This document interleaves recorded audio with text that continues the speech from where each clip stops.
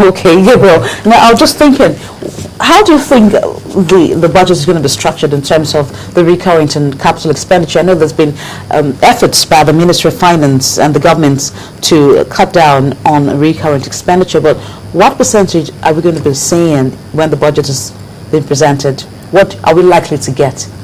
Well, the minister is struggling with 30%, 40% capital, and we haven't really been able to do that when you come to see what is actually released during the year. So you expect the minister to continue to struggle to do that.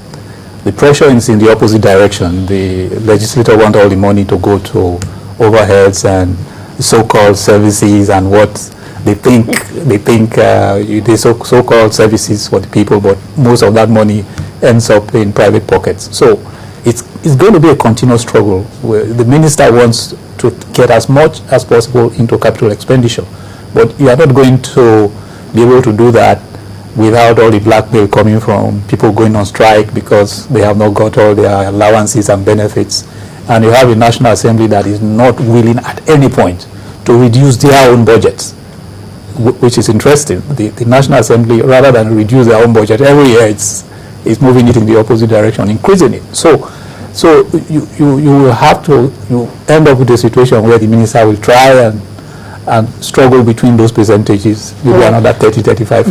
Does this make you agree with the fact that there's going to be we need to restructure our budgets and process by cutting down on our legislators' allowances? No, I think legislative expenditure is immaterial to the total amount. The reality is that the president says that this year and for the next 2-3 years we're going to have the current expenditure up to about 73% or 74%, and capital expenditure down to about 28% from 40%, which is the target.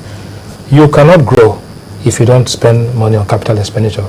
As a matter of fact, the legislators are the ones that are asking for capital expenditure for the constituency projects, because for whatever reasons that's what they believe in.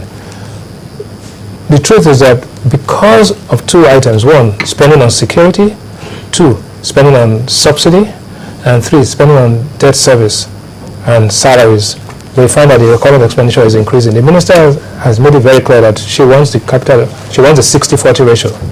But the reality is that at the end of the day, what you wish is not what you get. So the presidential, in the MTEF, medium-term economic framework, the president says we are likely to see 73% recurrent and 27% capital. Capital formation, national savings, long-term investment is always as a result of huge capital expenditure, not only in the government but even in the private sector.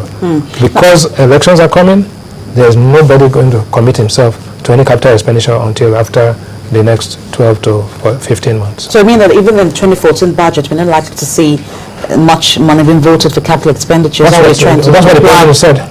The president said that in a medium-term economic framework. It's made it very clear. Okay, Gabriel, I'd like to look at the issue of the rising social needs.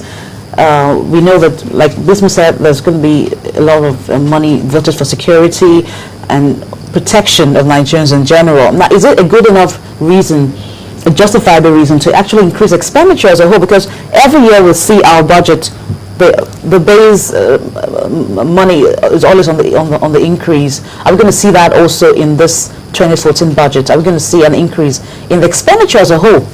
Well, you have a figure. It's a zero sum. If you take it for security or elections or whatever, you are taking it out of what is going to capital. So it doesn't really, matter whether you increase the total sum. It's the issue of percentages. If you increase the budget from 4 trillion to 5 trillion, and you still have these basic pressures that ask you to spend more money on recurrent, you are not likely to see anything change. You are just going to have the same percentages, something between 20, 25, 30, 35, which the minister keeps pushing in one direction and everybody else is pushing in the other direction. So we are not likely to see anything change. Not because we don't, at least the minister or the fiscal policy people in government don't want to see it, but the fact that you just cannot make it happen. Like Bismarck, there's been the story about shale oil. I'm sure you heard about it, and that it may, in the future, maybe not in the immediate now, we're going to see that there's a possibility that there will be a decrease in the demand for Nigeria's oil. Are we going to be planning our budget process, in relation to the demands of the crude oil in the international market, in terms of how we can impact it if the U.S., for example, have to now be a major exporter of oil? No, but that's the reality. The reality today is that in 2014, the U.S. is going to stop importing any oil from Africa in 2014. And by 2015, the U.S. will be the largest oil producer in the world, larger than Saudi Arabia. So the balance between demand-supply balance in the global oil markets has shifted. So also is the bargaining power of the producers relative to the consumers. In such circumstances, and after 16 years of oil being above the price of $100 a barrel, it is time for a correction. It's only those who are short-sighted that will plan based on an assumption that the oil prices are going to remain at that level. This is what the government, this is what the Minister of Finance is saying, that prepare for the oil shocks that are going to come. But preparing for the oil shocks is not just by budgeting. It is spending in those areas that will increase productivity and shifting this economy away from its over-dependence on oil. And that's the strategic issue. It's not what's going to come out just by... The budget is just one tool out of many to achieve the strategic direction, reposition of this economy. There's a lot of work to be done, and the first thing is to talk about it, which what we're saying now. The next thing is to do something about it.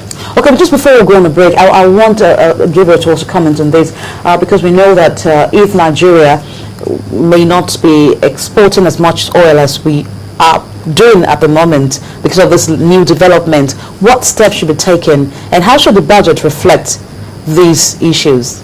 No, it's just been said. It's not new. Shale oil didn't start yesterday. Shale oil has been growing year on year. Right from when Obama came into government, he made it very clear. It's going to make Nigeria, America independent of oil from wherever, Nigeria, Middle East. So it's nothing new. It's a question of whether you plan and you prepare for it. Most countries in OPEC have been doing that for the last few years. If you check the benchmark, some OPEC countries have benchmarks as low as $50. But Nigeria, they have been saving and saving. We didn't seem to be moving in that direction. Well, so we didn't move in that direction if you for the past 2 years when we knew that there was shale, or there is shale oil. Well, the whole information is the public domain. It's not being done in some secrets. The shale oil has been there. OPEC itself, year on year, has been advising. This year, OPEC has advised its member nations that you expect to have a high impact of shale oil on OPEC oil. So it's not something that is a mystery anywhere. It's just the fact whether our policymakers on the executive side, and particularly our legislators who have access to this information, are ready to accept the reality of it and do something about it. Okay. We hope they can do something about it moving forward. Thank you. We'll go to break. We're still having two gentlemen here.